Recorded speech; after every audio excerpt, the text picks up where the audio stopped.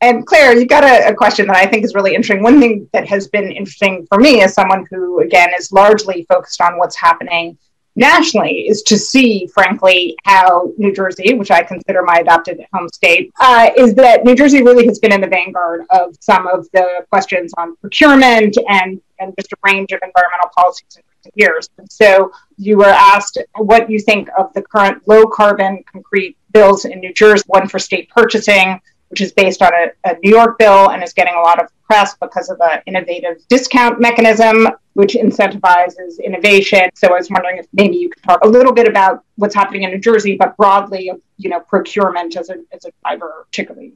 Yeah, I mean, that's really important. When it comes down to concrete, it's a dirt cheap material. So in terms of innovating with sustainability in the realm of concrete, if there's no incentive, say, from a sustainability viewpoint and reduce CO2 emissions, it's going to be very hard to get innovative solutions out into industry, for example. So with the New Jersey side of things, where they're giving essentially reduction for a bid based on the sustainability of the concrete, that then allows for slightly more expensive types of concrete that are more sustainable for the environment to make inroads to be used. And I think that's very important as we move forward. I mean, I have an analogy for when it comes to concrete with solar, for example. Solar cells have been around for decades. They were quite expensive at the beginning, very expensive. So if it was costing that amount nowadays, we wouldn't be able to use solar because it was so expensive.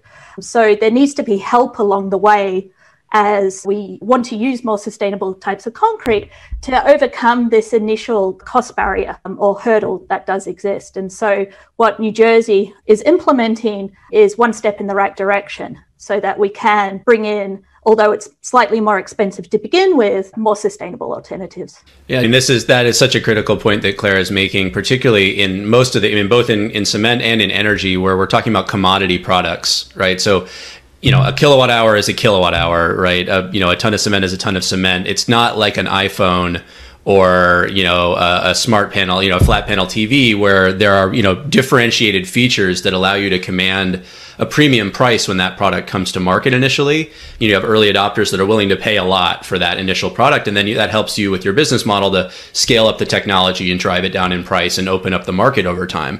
For commodities like cement or energy, we have to have policy that does that creates niche markets where early stage technologies can come into the market and be sheltered to some degree from market competition for the mature technologies. And if we don't do that, there's a lot of argument about that's picking winners and losers.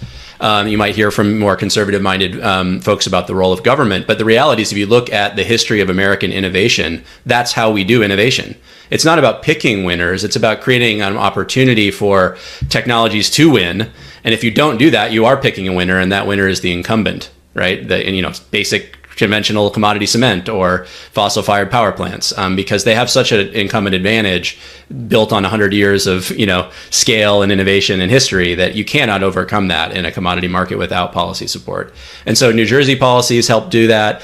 California with zero emissions vehicles and other things, and the federal government is planning to do a lot of that under the Biden administration. They've talked a lot about using federal procurement as a policy lever, and it really is a powerful one if we do it right.